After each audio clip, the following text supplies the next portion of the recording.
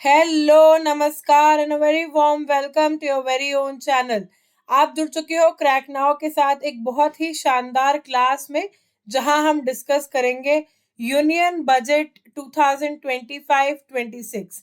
We will give you a detailed analysis ताकि आपको अपने एग्जाम में, चाहे यूपीएससी हो, चाहे स्टेट पीसीएस हो, बीपीएससी बीईओ का एग्जाम हो या कोई भी और स्टेट एग्जाम हो, उसमें आपको कोई भी प्रॉब्लम ना फेस करनी पड़े अगर बजट से क्वेश्चन आ जाए तो। ठीक है जी। इसलिए हम यूनियन बजट को अच्छे से आज कवर करेंगे।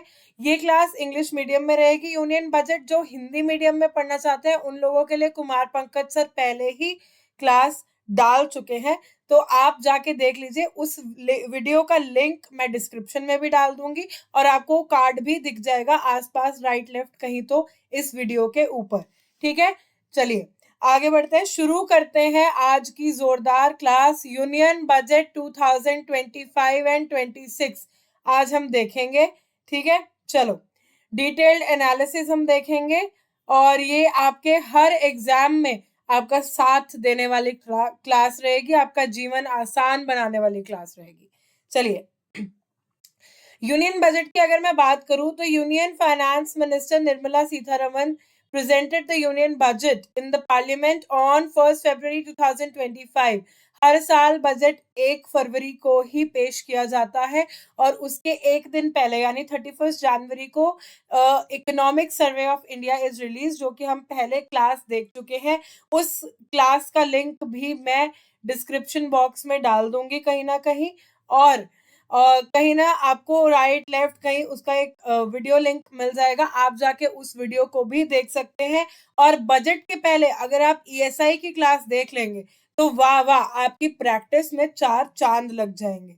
चलिए, यूनियन बजट 2025-26 की अगर बात करूं तो that was presented in the parliament on 1st February 2025।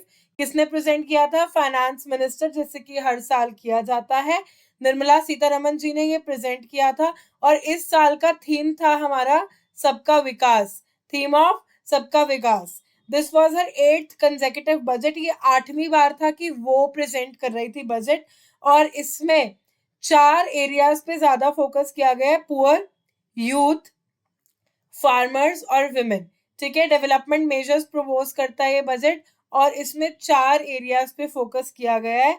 ये हाईलाइट करता है कि agriculture, medium small enterprises and micro enterprises, investment और एक्सपोर्ट्स जो है, ये 4 हमारे ग्रोथ के इंजन हैं।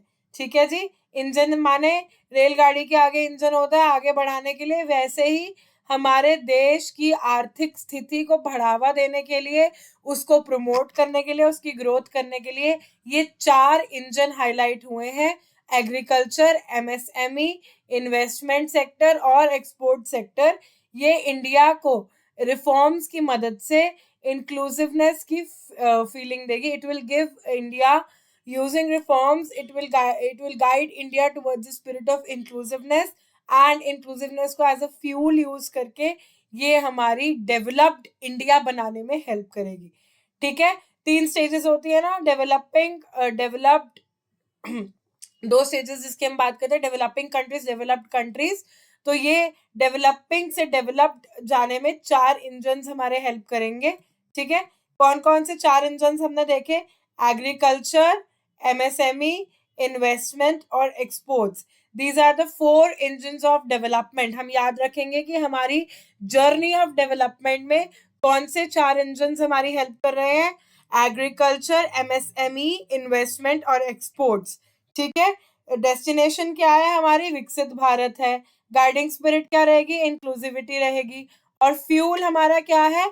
रिफॉर्म्स। ठीक है, ये बात हम याद रखेंगे। और बहुत ही प्यारा सा यहाँ हम कोट देख सकते हैं: a country is not just it's soil, a country is it's people. देश सिर्फ मिट्टी से नहीं बनता है, देश लोगों से बनता है। और जब सब लोग एक साथ विकसित भारत की ओर बढ़ेंगे तो उनको 4 इंजन मिलेंगे।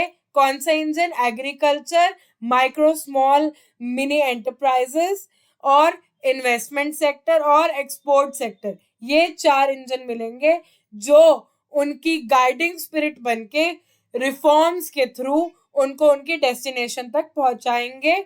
ठीक है, चलिए, यानी हमारी कंट्री जो है वो डेवलप्ड तभी हो पाएगी जब सब लोग मिलकर इस विकसित भारत के ड्रीम को, इस विकसित भारत के सपने को पूरा करने में मदद करेंगे। ये बजट हमारा हमें सिखा के गया है इस बार 2025-26 का बजट। विकसित भारत के कुछ एस्पिरेशंस है, ये आप पीडीएफ में देख सकते हैं। मैं सिर्फ उन्हीं बातों पे ध्यान दूंगी जो बातें हमारी एग्जाम पॉइंट ऑफ व्यू से इंपॉर्टेंट रहेंगी, जो बातों से क्वेश्चन पूछे जा सकते हैं, जहां से आपको पूछा जा सकता है कि यहाँ क्या हुआ, कितना ग्रोथ हुआ, कितना डेफिसिट हुआ, एक्सपेंडिचर कितना हुआ, रेवेन्यू कितना हुआ, वैसी बातों पे हम ध्यान देंगे। बाकी पीडीएफ में आप लोगों के लिए भरपूर इंफॉर्मेशन डाली गई है ताकि आप बजट को एक अच्छे से समझ के, पढ़ के, देख के और उसको यूज कर पाए अपने आंसर्स में। चाहे आप मेंस लिखें, चाहे आप प्री लिखें, बीपीएससी बीईओ का एग्जाम आने वाला है, अगर मैं उसकी बात करूं तो उसमें भी ये बहुत इंपॉर्टेंट टॉपिक रहेगा। ठीक है, चलिए, तो हम बात सिर्फ उन्हीं बातों पे करेंगे जो खास रहेगी, पर पीडीएफ में भरपूर इंफॉर्मेशन है। ये पीडीएफ आपको क्लास खत्म होते ही टेलीग्राम पे शेयर कर दिया जाएगा। चलो बड़ी बात है कि पैसा कहाँ से आता है और पैसा कहाँ जाएगा, ये जो अनुमान लगाती है सरकार हर साल कि पैसा कहाँ से आता है, इनफ्लो कहाँ है और आउटफ्लो कहाँ है, rupee comes from and rupee goes to. चलिए, इसमें हमें याद रखने हैं 4 important points. Borrowing and other liabilities, 24% पैसा हमारा बोरोइंग और अदर लाइबिलिटीज से आता है। 22% गवर्नमेंट को पैसा आता है इनकम टैक्स से। ठीक है, उसके बाद अगर मैं बात करूं तो 18% जीएसटी और बाकी के टैक्सेस से आता है और 17% गवर्नमेंट को कॉर्पोरेशन टैक्स से आता है। ये रहे 4 पहले इंपॉर्टेंट पार्ट्स जहां से पैसा गवर्नमेंट को आता है। कौन कौन से हैं? Borrowing and other liabilities, income tax, GST and other taxes और कॉर्पोरेशन टैक्स। बाकी के भी आप यहाँ देख सकते हैं, 24% बोरोइंग से आता है, 22% इनकम टैक्स से आता है, मैंने बताया 18% आता है जीएसटी और बाकी के टैक्सेस से, 17% कम्स फ्रॉम कॉर्पोरेशन टैक्स। उसके बाद अगर मैं बात करूं तो 9% पैसा आता है नॉन टैक्स रिसिप्ट से, जैसे कि चलान्स हो गए। ठीक है, और भी ऐसे बहुत सारे रिसिप्ट होते हैं। फिर 5% पैसा आता है यूनियन एक्साइज ड्यूटीज से, 4% कस्टम से आता है और 1% आता है, 1% जो है वो नॉन डेट कैपिटल रिसिप्ट से गवर्नमेंट को पैसा आता है। आपको याद क्या रखना है? 4 point. Borrowing and other liabilities 24%, income tax 22%, GST and other taxes 18% and corporation tax 17%। चलो, आने की बात तो हो गई, अब लक्ष्मी आई है, लक्ष्मी जाएगी भी। कहाँ कहाँ सरकार की लक्ष्मी जाती है उसकी बात यहाँ करेंगे। इसमें भी आपको 4 ही पॉइंट्स इंपॉर्टेंट याद रखने हैं, पर कौन से हैं वो देख लेते हैं। 22% ऑफ द पैसा goes to state share of taxes and duties. सरकार का जो शेयर है टैक्सेस और ड्यूटीज में 22% पैसा वहां जाता है। फिर उसके बाद 20%, 20% money goes to interest payments. लोगों के जो इंटरेस्ट पे करने हैं, बैंक से जो इंटरेस्ट पे करने हैं, उसमें सरकार का पैसा जाता है। उसके बाद मैं बात करूं तो 16% of the money goes to, 16% of the outflow is for central sector schemes. Capital outlay, defence और सब्सिडी पे जितना होता है उसको मिला के सेंट्रल सेक्टर की जितनी भी स्कीम्स हैं उस पे 16% एक्सपेंडिचर, 16% पैसा जाता है। And then we have 8% category. 8% में बहुत सारे एक्सपेंडिचर्स आते हैं। For example, centrally sponsored schemes आती हैं। डिफेंस कैटेगरी में 8% आउटफ्लो है। मेजर और अदर एक्सपेंडिचर्स है गवर्नमेंट के। Finance commission and other transfers है। इन सब में 8% पैसा जो है, 8% रुपी वो जाता है। फिर 6% मेजर सब्सिडीज में चला जाता है और 4% पेंशन में। ये तो एक चार्ट हमने देख लिया।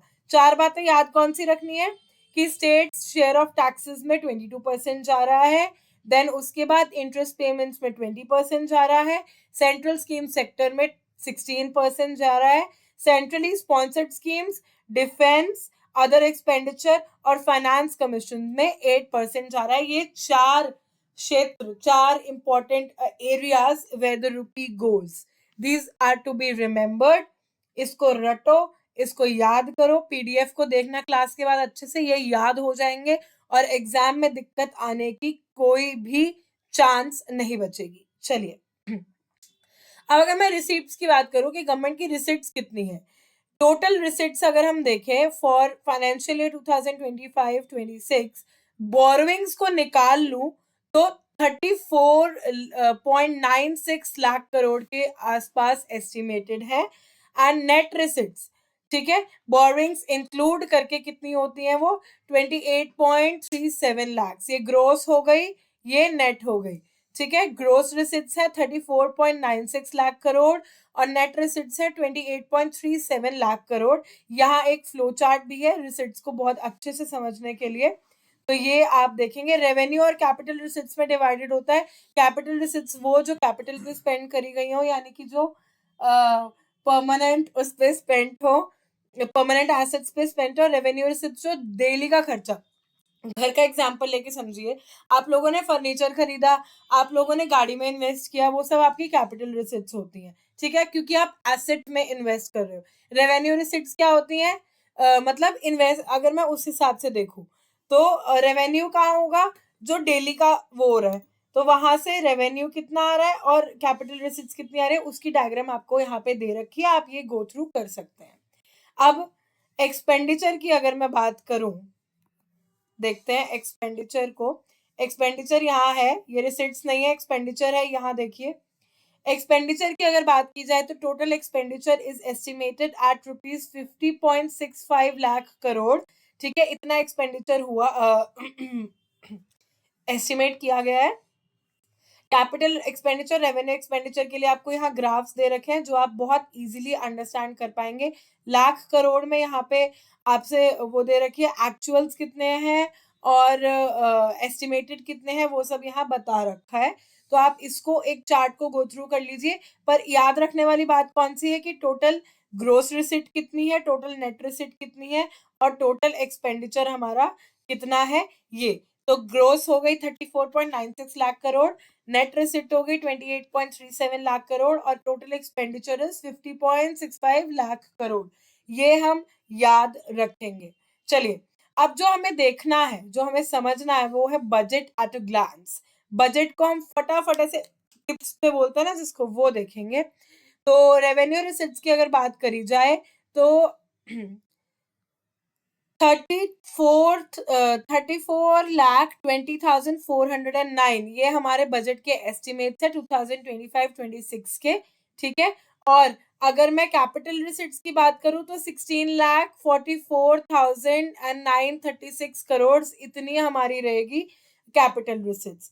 टोटल रिसिट्स कितनी हो जाएंगी, यानी कि इन दोनों को जोड़ देना है आपको। क्या करना है, कैपिटल रिसिट और रेवेन्यू रिसिट को अगर आप जोड़ देंगे, मिला देंगे, तो आपकी निकलेगी टोटल रिसिट्स जो बनेंगी 50,65,345 करोड़, ठीक है। ये वाली जो अमाउंट है ये करोड़ में मल्टीप्लाई होगी, याद ये रखेंगे हम। तो टोटल रिसिट्स कितनी हो गई, रेवेन्यू और कैपिटल को मैंने मिला दिया तो 50,65,345। अब मजे की बात है कि एक्सपेंडिचर भी हमारा 50,65,345 बराबर रहेगा क्योंकि बजट की बात हो रही है। तो अगर आपसे सवाल किया जाए कि 2025-26 में गवर्नमेंट का बजट कितना है, तो क्या जवाब रहेगा आप लोगों का, 50,65,345 करोड़ गवर्नमेंट का बजट है। समझ गए? ओके। कुल प्राप्तियां और कुल व्यय कितने हैं, यानी टोटल रिसिट्स और टोटल एक्सपेंडिचर, ये हम याद रखेंगे। हमारा कैपिटल एक्सपेंडिचर इतना है और रेवेन्यू एक्सपेंडिचर हमारा इतना है, इन दोनों को जोड़ देंगे तो ये आएगा और रेवेन्यू रिसिट्स से कैपिटल रिसिट्स को जोड़ देंगे तो हमारे पास टोटल रिसिट्स आ जाएंगी। रेवेन्यू डेफिसिट की अगर मैं बात करूं तो 5,23,846 इतना हमारा रेवेन्यू है डेफिसिट में। फिस्कल डेफिसिट की अगर बात की जाए तो 15,15,68,936 which is 4.4% of the GDP, उतना हमारा फिस्कल डेफिसिट है, यानी राजकोषीय घाटा है हमारा। और प्राइमरी डेफिसिट है हमारा 2,92,598, which is 0.8% of the total GDP. प्राथमिक घाटे की अगर मैं बात करूं, ये थे कुछ इंपॉर्टेंट पॉइंट्स जो मैंने यहाँ मार्क करे, जो आप लोगों को जानने जरूरी है, समझने जरूरी है, पढ़ने जरूरी है। एग्जाम पॉइंट ऑफ व्यू से यहाँ से आपसे क्वेश्चंस पूछे जा सकते हैं। चलिए, आंकड़ों की बात हो गई है, आगे बढ़ते हैं। और आंकड़े जानने के लिए अगर हम डेवलपमेंट मेजर्स देखें, गरीब लोगों पे यानी पुअर, यूथ, यंग पीपल, अन्नदाता, फार्मर्स एंड नारी, इन पे, वुमेन, इन लोगों पे क्या डेवलपमेंट मेजर्स हुए हैं, कितना कितना खर्चा हुआ है, क्या क्या हुआ है, वहां पे हम बात करेंगे। 5 स्कीम्स की मैं यहाँ बात करूंगी, 5 मेजर्स की मैं यहाँ बात करूंगी। National mission on high yielding seeds, enhance credit through KCC, prime minister Dhan Dhanya Krishi Yojana, developing agri districts programme, mission for cotton productivity और मखाना बोर्ड इन बिहार। ठीक है, ये हमारे टारगेटेड डेवलपमेंट है यहाँ पे। Propagation of seeds with high yield, credit through KCC की बात अगर की जाए तो शॉर्ट टर्म लोन्स फैसिलिटेट करेगी ये 7.7 करोड़ फार्मर्स को, और लोन कितना मिलेगा? 5 लाख का।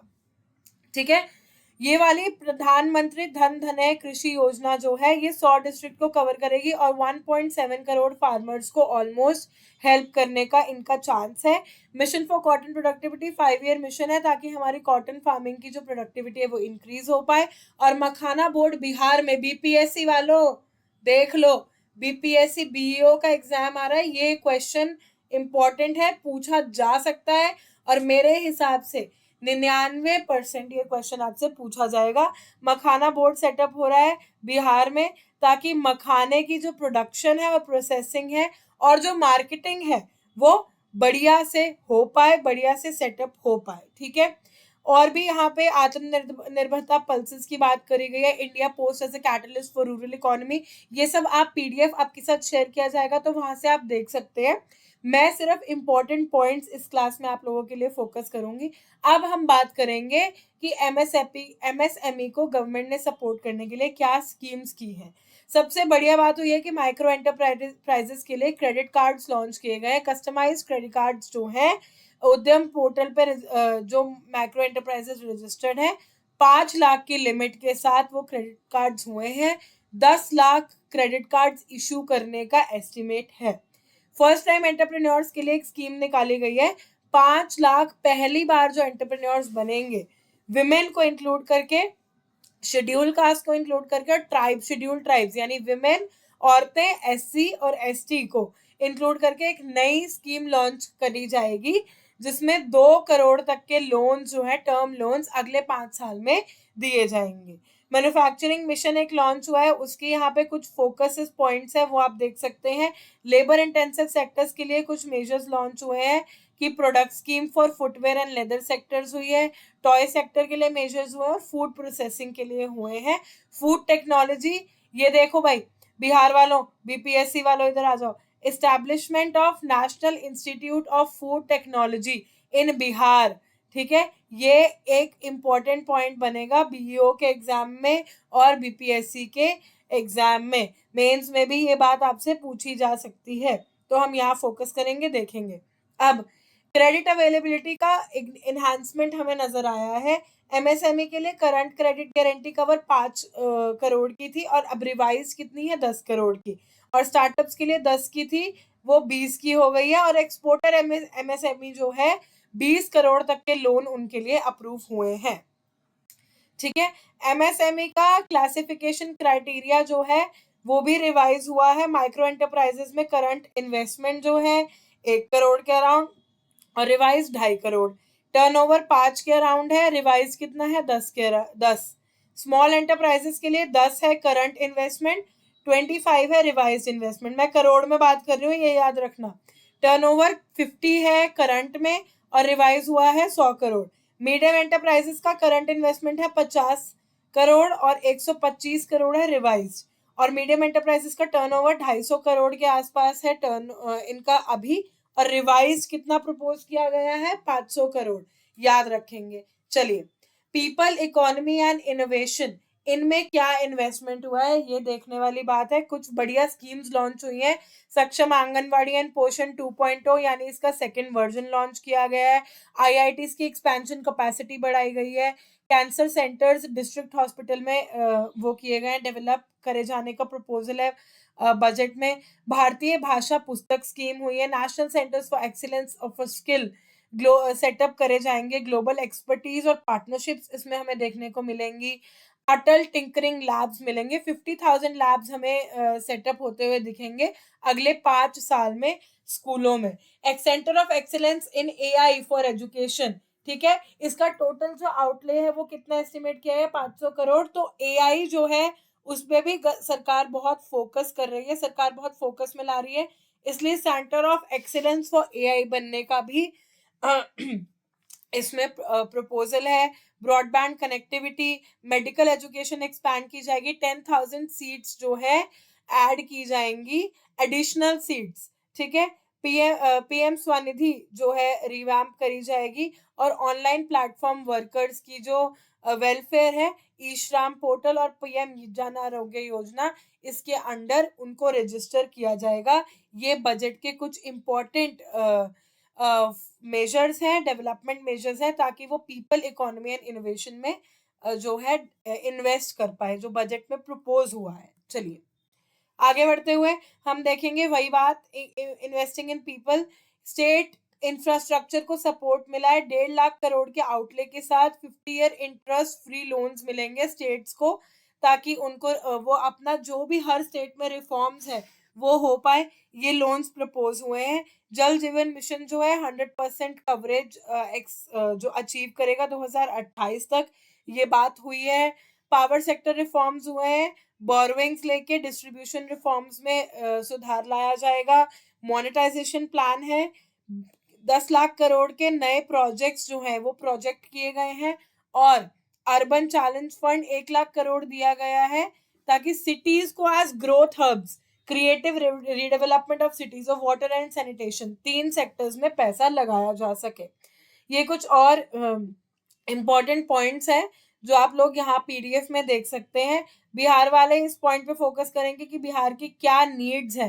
ग्रीनफील्ड एयरपोर्ट्स है, फाइनेंशियल सपोर्ट है वेस्टर्न कोशी कनाल के लिए। तो ये सारी बातें बजट में प्रपोज करी गई हैं, ठीक है। अब मैं बात करूँ टूरिज्म और एम्प्लॉयमेंट, टूरिज्म की बात करी जाए तो स्टेट्स के साथ पार्टनरशिप करके 50 टूरिस्ट डेस्टिनेशन बनाने का प्रपोजल दिया गया है। ई वीजा की फैसिलिटीज को स्ट्रीमलाइन करने का प्रपोजल है। स्किल डेवलपमेंट प्रोग्राम्स है यूथ के लिए लॉन्च किए जाएंगे। मुद्रा लोन्स है होम स्टेज बनाने के लिए। और कनेक्टिविटी और ट्रैवल बढ़ाने का भी जो अनुमान है बजट में दिया गया है कि कनेक्टिविटी ट्रैवल जो है हमारा बढ़िया हो जाएगा, जिससे कि हमारा टूरिज्म सेक्टर जो है वो ग्रो करेगा। और भारत में टूरिज्म सेक्टर एक बहुत इम्पोर्टेंट सेक्टर है, क्योंकि भारत की डाइवर्सिटी ऐसी है, उनके पास ऐसी जगहें हैं जिसको वो बहुत अच्छे टूरिस्ट एरियाज में कन्वर्ट कर सकता है, ठीक है। अब ये investing in people economy and innovation, इसकी कुछ और बातें। रिसर्च फेलोशिप जो है आईआईटी और आईआईएससी में 10,000 फेलोशिप्स जो है वो टेक्नोलॉजिकल रिसर्च के लिए प्रोवाइड करी जाएंगी। सेकेंड जीन बैंक बनाया जाएगा। 10 lakh germ plasm lines future food और न्यूट्रिशनल सिक्योरिटी के लिए। भारतम मिशन की अगर मैं बात करूं तो यहाँ पे more than 1 crore manuscripts cover होंगी। नेशनल डिजिटल रिपोजिटरी बनेगी इंडियन नॉलेज सिस्टम्स की। रिसर्च एंड डेवलपमेंट 20,000 करोड़ जो है private sector driven research development और इनोवेशन इनिशिएटिव लिया जाएगा, उसकी तरफ लगाया जाएगा।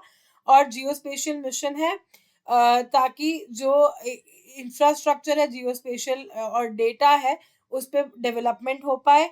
और modernisation of land records in urban planning जो है उसमें भी बात करी गई है कि रिफॉर्म्स लाए जाएंगे। अब एक्सपोर्ट्स जो कि हमारा चौथा इंजन था, एक्सपोर्ट्स को भी प्रमोट करने की बात है। एक्सपोर्ट प्रमोशन मिशन जो है वो लॉन्च करा जाने वाली बात हो रही है कि सेक्टोरल और मिनिस्ट्रियल टारगेट्स जो है, एक्सपोर्ट क्रेडिट का इजी एक्सेस हमें मिलना चाहिए, क्रॉस बॉर्डर फैक्टरिंग सपोर्ट मिलनी चाहिए और एमएसएमईज को सपोर्ट मिलेगी, ताकि वो ओवरसीज मार्केट यानी बाहरी मार्केट्स को टारगेट करके अपने आप को एक्सपैंड कर पाए।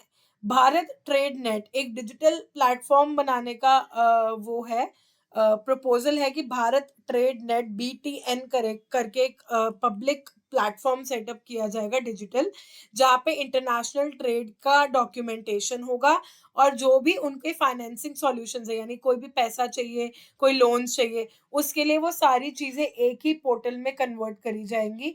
ग्लोबल सप्लाई चेन्स को ये सपोर्ट करेगा।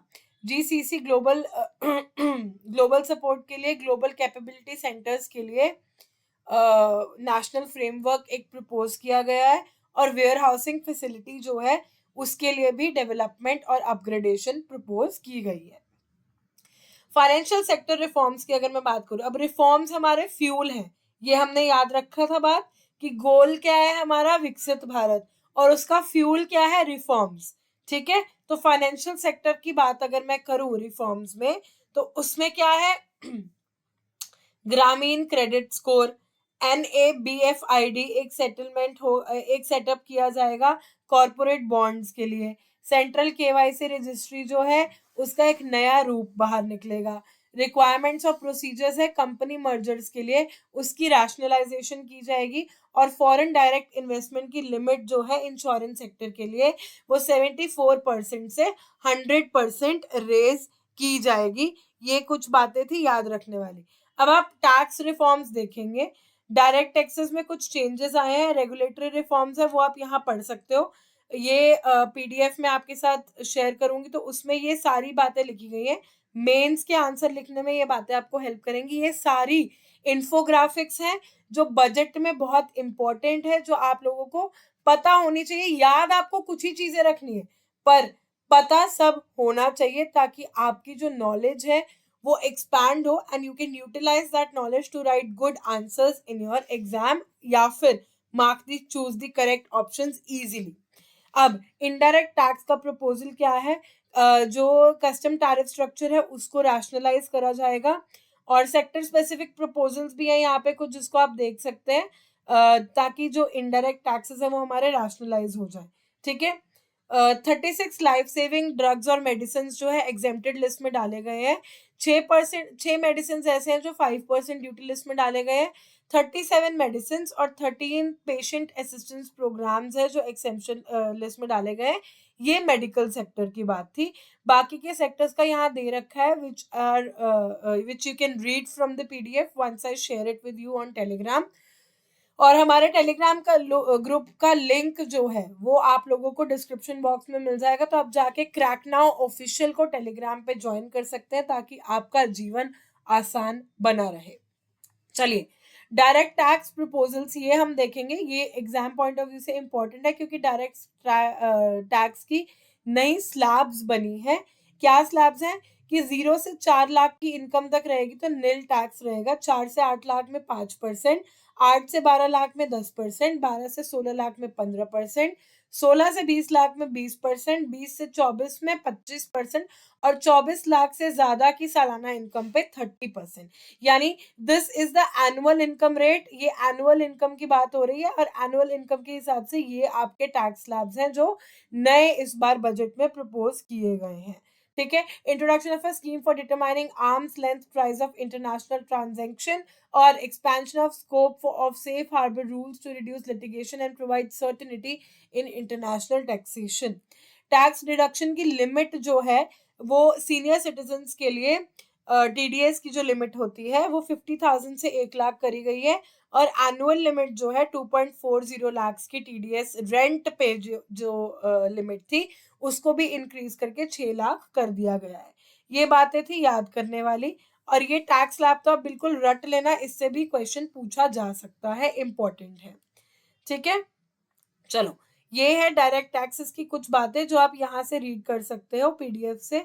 एम्प्लॉयमेंट और इन्वेस्टमेंट सेक्टर में अगर मैं बात करूँ तो यहाँ दे रखी है। अब डेफिसिट ट्रेंड्स हम देखेंगे 2021, 2022, 23, 24, 24-25 और 25-26 जो बजट के एस्टिमेट्स है वो हम देखेंगे।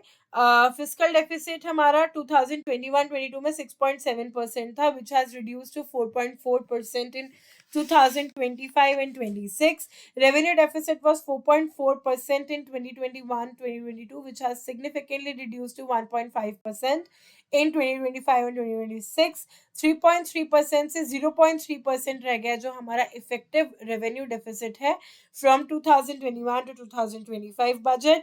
एंड प्राइमरी डेफिसिट जो है which was around the same as effective revenue deficit, that has reduced to 0.8% in 2025-26 budget estimates. ठीक है.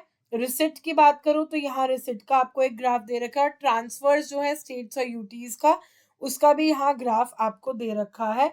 2021-22 में देखेंगे तो 17.06 lakh crore was transferred, was the total transferred, while it has increased in 2025-26 जो 25.60 लाख करोड़ के around पहुंच गया है.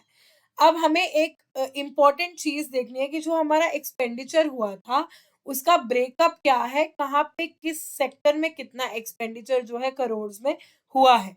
तो डिफेंस पे it is 4,91,732 crore. Rural development में 2,66,817 करोड़. होम अफेयर्स में इट्स अराउंड 2,33,211. एग्रीकल्चर यानी एग्रीकल्चर उससे संबंधित जो एक्टिविटीज है उसके ऊपर 1,71,437 करोड़. एजुकेशन पे 1,28,650 करोड़. ये तो 5 है जो आपको याद करने हैं. Defence, rural development, home affairs, agriculture and allied activities and education. इसके बाद बात करूं हेल्थ की तो 98,311 करोड़. अर्बन डेवलपमेंट पे 96,777 करोड़. आईटी और टेलीकॉम पे 95,289 करोड़. एनर्जी पे 81,174 करोड़. कॉमर्स एंड इंडस्ट्री पे 65,553 करोड़. सोशल वेलफेयर पे 60,052 करोड़ और साइंटिफिक डिपार्टमेंट्स में 55,679 करोड़. जो याद करने हैं वो ये 5 पहले ये हम याद रखेंगे, रट्टा लगा लेंगे, बिल्कुल भूलेंगे नहीं. एग्जाम में क्वेश्चन आ सकता है कि डिफेंस पे, रूरल डेवलपमेंट पे, होम अफेयर्स पे, एग्रीकल्चर पे और एजुकेशन पे कितना कितना एक्सपेंडिचर जो है वो बजट में शो हुआ है, बजट में दिखाया गया है. बजट एस्टिमेट्स इनके एक्सपेंडिचर के क्या रहे हैं. ठीक है. ये था आपका पूरा बजट का सार जो हमने देखा, यूनियन बजट का डिटेल्ड एनालिसिस जो एग्जाम पॉइंट ऑफ व्यू से बहुत इंपॉर्टेंट है. जो बातें आपको याद रखनी है वो मैंने आपको याद करवा दी है. पीडीएफ एक बार खोलेंगे, क्लास एक बार दोबारा देख लेंगे तो एकदम अच्छे से याद हो जाएंगी सभी बातें और आप लोगों को फिर किसी भी और चीज की जरूरत नहीं पड़ेगी. क्रैक नाउ के साथ इसी तरह जुड़े रहेंगे तो बढ़िया बढ़िया क्लासेस, बढ़िया बढ़िया topics exam point of view से हम लोग कवर करते रहेंगे. मैं और कुमार पंकज सर आप लोगों के लिए बढ़िया बढ़िया सी क्लासेस रोज लाएंगे ताकि आपका जीवन आसान बना रहे. तब तक के लिए बाय बाय, टाटा, ख्याल रखिए, जय हिंद.